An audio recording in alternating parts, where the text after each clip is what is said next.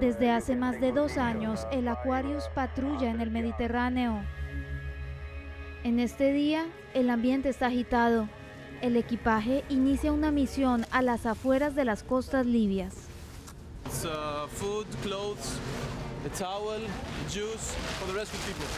A bordo, voluntarios de las ONGs SOS Mediterráneo y Médicos Sin Fronteras. Madeleine Habib es el capitán del barco. Su misión, salvar a los migrantes atrapados en alta mar. Los barcos frágiles no aguantan un viaje hasta Italia. Es imposible. Entonces, o los salvamos o naufragan. Justo en este día localizan una embarcación. Se cuenta con poco tiempo para salvar al máximo número de personas. Tenemos que tener bien claras nuestras prioridades durante los rescates y nos concentramos en los que están todavía vivos y flotan. A bordo de este bote inflable a la deriva en aguas internacionales hay más de 50 personas. La prioridad para los socorristas es evitar un movimiento de pánico.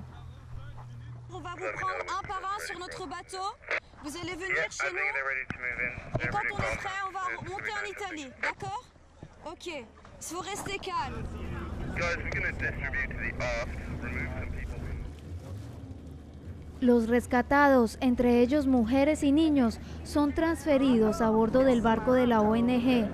La primera etapa, los voluntarios identifican de dónde vienen y qué edad tienen. Hacemos un primer cuestionario para identificar las personas más vulnerables. A los menores que llegan sin sus padres les damos un brazalete amarillo para identificarlos. Este grupo de migrantes estuvo varios años en Libia antes de poder escapar. Celebran el fin de la pesadilla porque allí dicen haber sido tratados como esclavos. En Libia por todos lados hay bandas armadas, balas, bombas, muerte. Muchos de mis amigos fueron secuestrados. En Libia el terror es un comercio.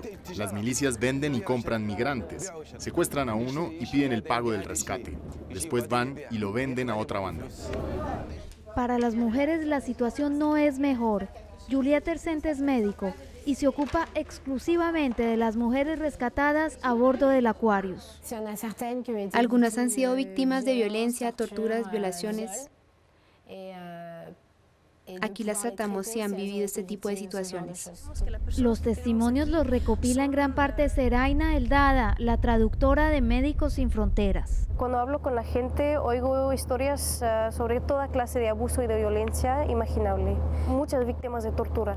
Casi cada persona con quien he hablado a bordo me ha dicho que ha sufrido muchas formas de tortura. Hemos tenido gente en nuestro barco que tenía heridas frescas de balas. Desde principios de 2016, el Aquarius ha salvado más de 30.000 personas, una actividad que ha generado críticas en Italia, en donde representantes políticos de derecha acusan a las ONGs de incitar a los migrantes a viajar a Europa. Aquí estamos hablando de personas desesperadas que escapan de Libia, personas obligadas a huir de sus casas por la violencia. No son las ONGs quienes las incitan a tirarse al mar corriendo riesgos increíbles. Cae la noche. Muchos ceden ante el cansancio. Al amanecer, después de 30 horas de navegación, por fin llegamos a Italia. Los rescatados descubren por primera vez los paisajes italianos. El Aquarius desembarca en el puerto de Messina, en el extremo sur de Sicilia.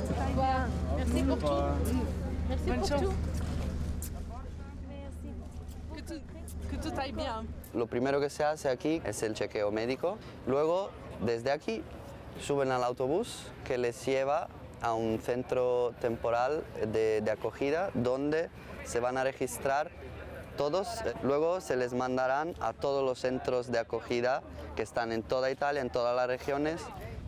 Para todos inicia una nueva batalla, ser reconocidos como refugiados para poder beneficiar del asilo político en Europa.